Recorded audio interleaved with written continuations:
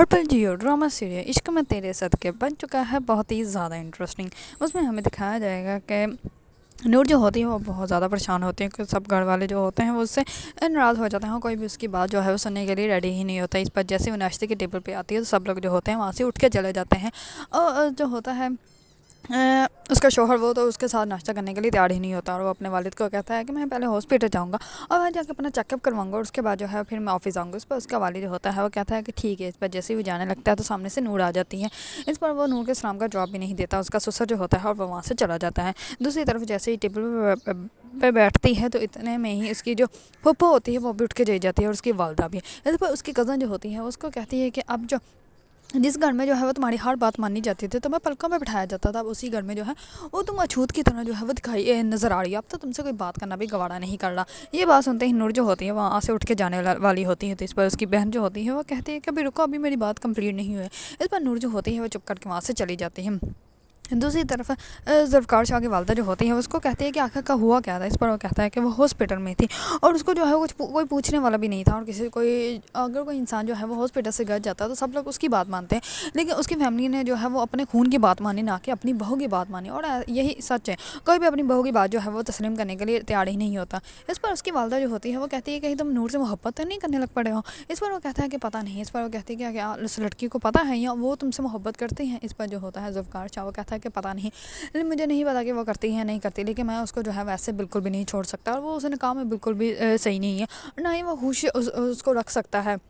وہ تو اس کو اذیت دیتا ہے اور وہ اذیت ہی اس کو دیتا رہے گا۔ دوسری طرف ذوالفقار شاہ جو ہوتا ہے وہ جیسے ہی آفس جاتا ہے تو آفس جاتے ہیں وہ نور کو کال کرتا ہے۔ نور جو ہوتی ہے پہلے تو کال ریسیو نہیں کرتے، لیکن وہ بعد میں کہتا ہے کہ اگر تم نے میری کال ریسیو نہ کی تو میں تمہارے گھر آ جاؤں گا۔ اس پر نور جو ہوتی ہے وہ اس کی کال ریسیو کر لیتی ہے۔ جیسے ہی وہ اس کی کال ریسیو کرتی ہے تو وہ اس کو کہتی ہے کہ تم مجھے دھمکی دے رہے تھے کہ اگر میں تمہاری کال ریسیو نہ کرتی تو تم میرے گھر آ کے جو ہے وہ تماشا کریٹ کرتے ہیں۔ اس پر جو ہوتی ہے نور اس کو ایسی بات کرتی ہے تو اس پر ذوالفقار شاہ جو ہوتا ہے وہ اس کو کہتا ہے کہ نہیں،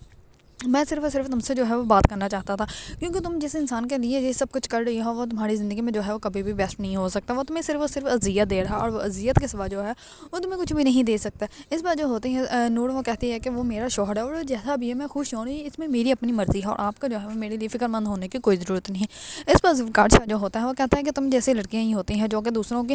جو کہ یہ سمجھتی رہتی ہیں کہ وہ ایک بدکردار آدمی کو جو ہے وہ اپنے پیار و محبت سے جو ہے وہ صحیح کر لیں گے، لیکن ایسا کبھی بھی نہیں ہوتا اور وہ لڑکیاں جو ہوتی ہیں وہ قبر میں جا ملتی ہیں اور کفن پہن لیتی ہیں۔ اس پر جو ہوتی ہے نور اس کی کال کٹ کر دیتی ہے۔ اس پر ذوالفقار شاہ جو ہوتا ہے وہ بہت زیادہ غصے میں آ جاتا ہے۔ اس پر نور جو ہوتی ہے وہ کہتی ہے کہ مجھے سمجھ نہیں آ رہی میں کیا کروں۔ دوسری طرف اس کی دوست کی کال آتی ہے اور وہ کہتی ہے کہ میں نے بہت بڑا خواب دیکھا ہے تمہارے بارے میں، تم ٹھیک تو ہو؟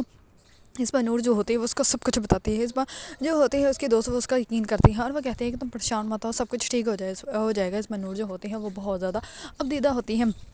دوسری طرف ذوالفقار شاہ جو ہوتا ہے وہ نور سے ملنے کی بہت زیادہ ضد کرتا ہے، لیکن اس کی والدہ